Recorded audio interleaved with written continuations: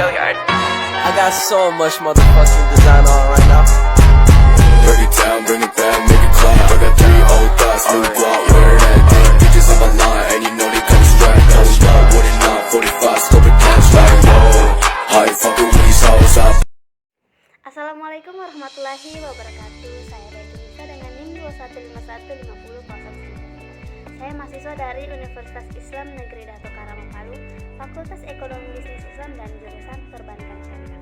Baik teman-teman, saya di sini akan menjelaskan materi terkait tindak pidana yang berkaitan dengan pengawasan bank dan pembinaan.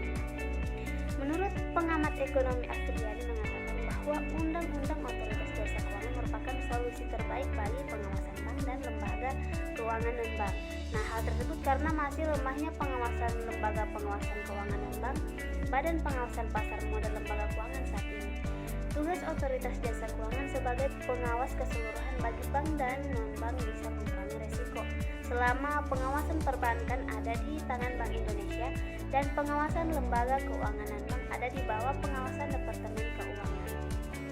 Nah, baik, pengawasan bank adalah merupakan proses pemeriksaan dan monitoring untuk menjamin pelaksanaan aturan mengenai pasar serta aturan prudensial industri perbankan untuk memelihara kesehatan industri tersebut.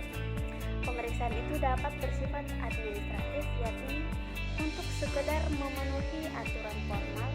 Di lain pihak, pemeriksaan juga bersifat antisipatif, yakni menganalisis kemungkinan kejadian di masa depan berdasarkan fakta yang tersedia hingga masa kini. Pemeriksaan bank dapat dibedakan menjadi dua, yaitu internal dan eksternal. Pemeriksaan internal itu dilakukan oleh pemilik bank, pimpinan usaha bank, dan deposan. Sedangkan pembinaan dan pengawasan eksternal bank di Indonesia adalah dilakukan oleh Bank Indonesia sebagai bank sentral. Nah, tanggung jawab dari Bank Indonesia ini semakin meluas karena pembinaan dan pengawasan bank pengkreditan rakyat atau BPR maupun lembaga keuangan non-bank dialihkan kepada bank sentral setelah PAK. Hukum pidana digolongkan dalam 3 kelompok tindak pidana seperti tindak pidana umum. Nah, tindak pidana umum ini jenisnya yaitu digolongkan misalnya pemalsuan kartu kredit atau kartu diubah atau kartu isi ulang dan lainnya. Terus tindak pidana perbankan misalnya praktik bank gelap sebagaimana dalam kasus YKAM dan SW. Tindak pidana korupsi yaitu jenis tindak pidana yang sangat banyak terjadi dan melibatkan pihak-pihak swasta kelas kakap yang mengambil keuntungan dari kejahatan perbankan. Kasusnya ini menyangkut kredit likuidasi, penerbitan promes dan surat berharga tidak dimasukkan dalam pembukuan bank. Dan ada juga kredit tidak dengan jaminan yang cukup dan memanipulasi data. Dalam Undang-Undang Perbankan tidak menjelaskan mengenai definisi dan kejahatan perbankan, namun kejahatan dari pengertian ini mencakup segala perbuatan yang melanggar hukum yang ada kaitannya dengan bisnis perbankan. Undang-Undang Perbankan menetapkan 13 definisi dari pasal 46 sampai dengan pasal 50A mengenai suatu tindak pidana perbankan.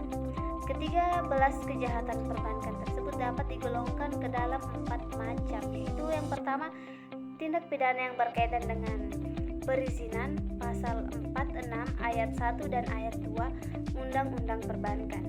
Yang kedua adalah tindak pidana yang berkaitan dengan rahasia bank, pasal 47 ayat 1 dan ayat 2 Undang-Undang Perbankan. Dan yang ketiga ada tindak pidana yang berkaitan dengan pengawasan dan pembinaan, pasal 48 ayat 1 dan ayat 2 Undang-Undang Perbankan. Yang keempat adalah tindak pidana yang berkaitan dengan usaha bank, pasal 49 ayat 1 dan ayat 2 Undang-Undang Perbankan. Adapun mengenai berbagai bentuk kejahatan perbankan antara lain meliputi yang pertama pelanggaran atau penghindaran pajak, Yang kedua adalah penipuan atau kecurangan di bidang pengkreditan. Yang ketiga, penggelapan dana masyarakat. Yang keempat, penyalahgunaan atau penyelewengan dana masyarakat. Yang kelima, pelanggaran terhadap aturan keuangan. Yang keenam, penipuan transaksi tanah. Dan yang ketujuh, delik-delik keuangan atau pencucian uang dan sebagainya. Nah, pengawasan bank juga di sini terdiri atas 3 unsur pokok. Yang pertama itu pengawasan eksternal yang dilakukan oleh regulator. Yang kedua adalah pengawasan internal dilakukan oleh manajemen. Dan yang ketiga adalah pengawasan oleh masyarakat atau market disiplin.